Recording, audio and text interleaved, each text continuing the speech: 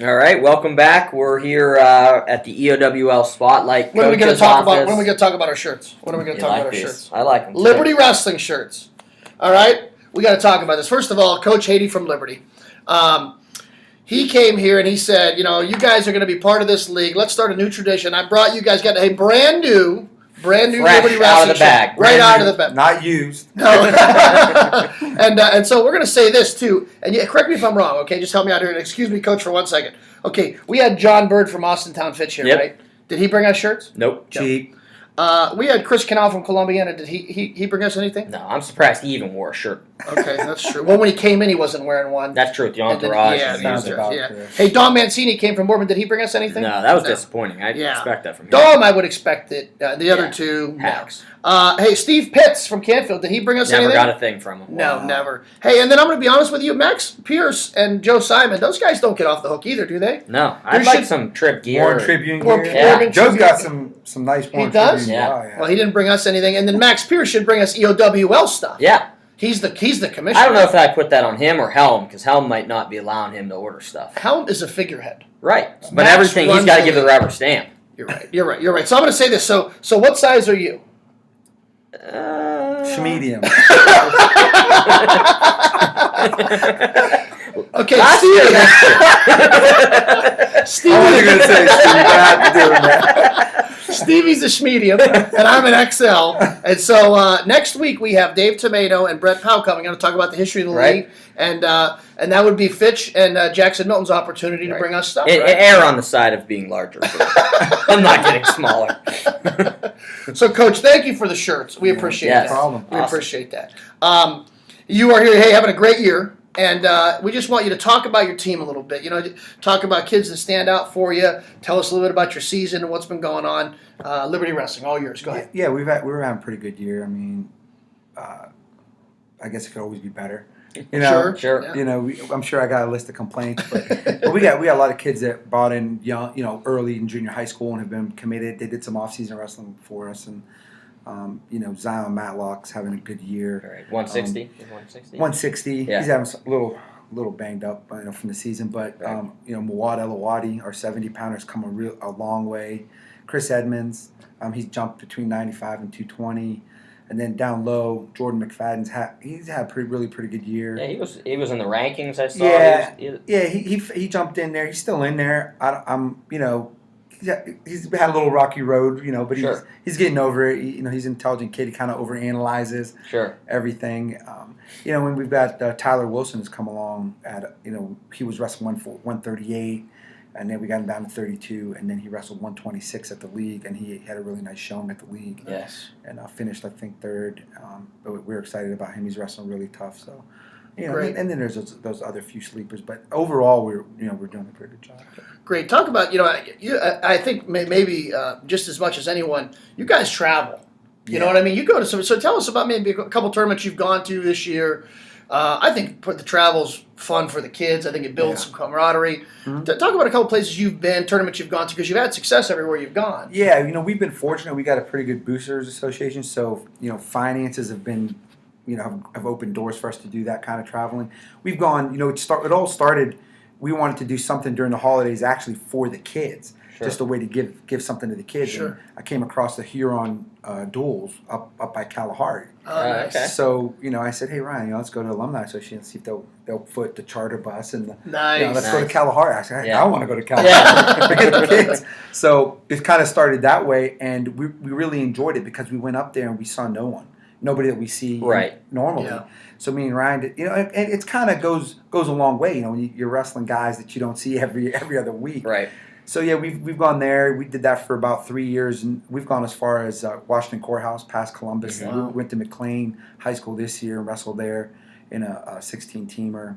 Really Nice. good tournament. Yeah, nice turnout. Yeah, we there, had a right? nice. Actually, we Wait, took second. runner-up? Yeah, Yeah. we were runner-ups. We wrestled Chris Peretti down at Oh, Loudonville. Yeah, Loudonville, Okay. So we've yeah. been going to Loudonville. We did a good Nice. job there. We were runner-ups there. So we had a good season, good time. But the traveling, the kids like it. We stay overnight in the hotels, and it does build camaraderie. We go out to dinner together. Sure. Sometimes we'll try to do something fun. We'll take them bowling or whatever. Right. Yeah. Right. But it's gone a long way. Right. We enjoy it too. Since I've known you, Hadi, you've always, you build the program, and you're a program guy. You've always been got one of the guys that we always appreciate talking about how we can make the sport better and so on and so forth.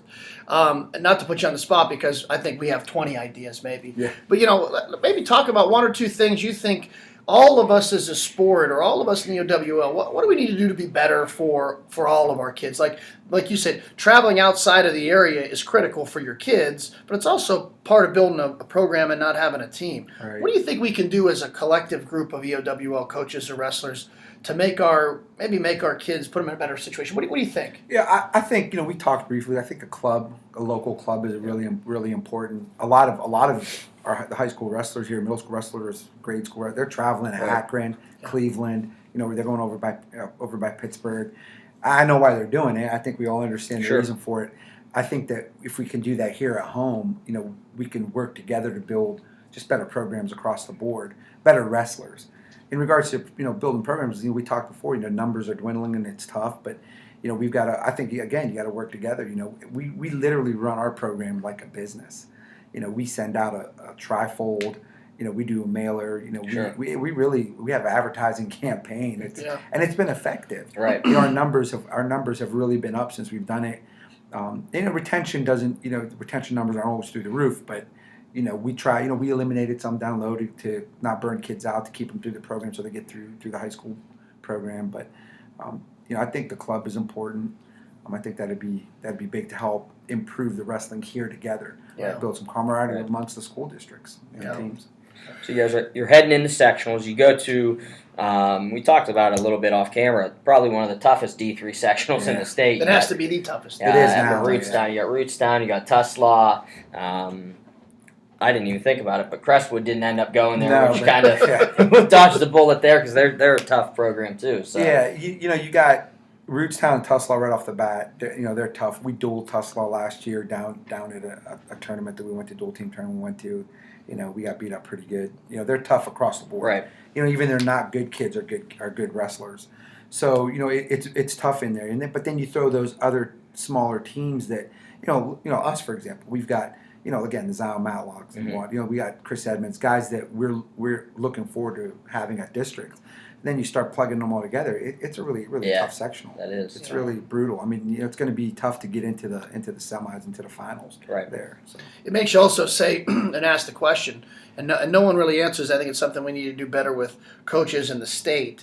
Is how are those selections even made? And no one's going to give us the right answer until you sit down. But it seems like every year. Teams are changing and moving, and the geography just doesn't make sense to me sometimes. You know what I mean? I feel like the geography can help you or hurt you, but now when you got teams driving, facing, kind of passing each other on the highway to go to different sectionals, doesn't make a lot of sense to me when they're close by. You know what I mean? You would think it would be done geographical, Right. because based on your location, but that's obviously not the case. Yeah. I get it. I get the argument. Sometimes you get a kid that doesn't even make the state tournament because of the Right. where he ends up at. You got like the top 8 kids in the state ranked, and they're all at the same district. Sorry, I know. sorry guys. Yeah. Yeah, that's what it is. I Yeah, mean, but sometimes that setting that bar high makes everybody train even that much harder, Sure. and things change. Hey, one other thing I want to say that I think you do an incredible job with, and it escapes me. I think it was 2 years ago, is getting your kids to understand to give back a little bit. Mm-hmm.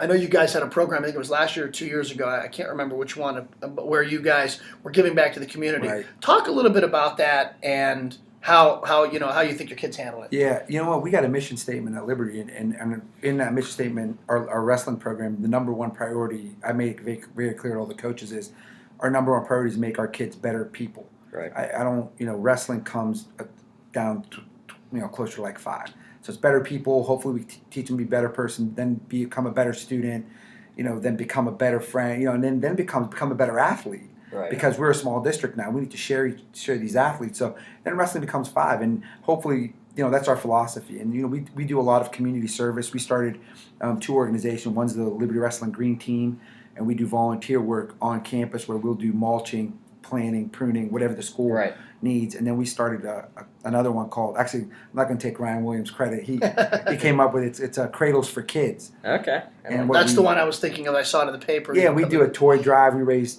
toys for Akron Children's Hospital through a toy drive, and then we also collect funds. I think we collected a total of almost about $10,000 in the past couple times we've done it, the past 2 seasons. So. Yeah. But, it's a way for the kids to know how important it is to give back. There's more to just what we're doing wrestling-wise, but we try to make them active members in the community. Nice. Absolutely. Very good. Well, impressive stuff, Coach. We got another segment with the rapid fire, but thanks for the shirts. Yeah. We appreciate that. Coach Bird, Canal, Mancini, Pitts, Pierce, and Simon are on watch. Yeah. They could deliver them. Sorry, guys. They could deliver those to us. They can send them to. We'll see Bird tomorrow at the duel, so he is. Yeah. 24 you hours. think Bird watches any of these other ones except for the one he was on? It's all about John Bird. Yeah. All right, guys. We'll be back in a second. Thank you very Thanks. much.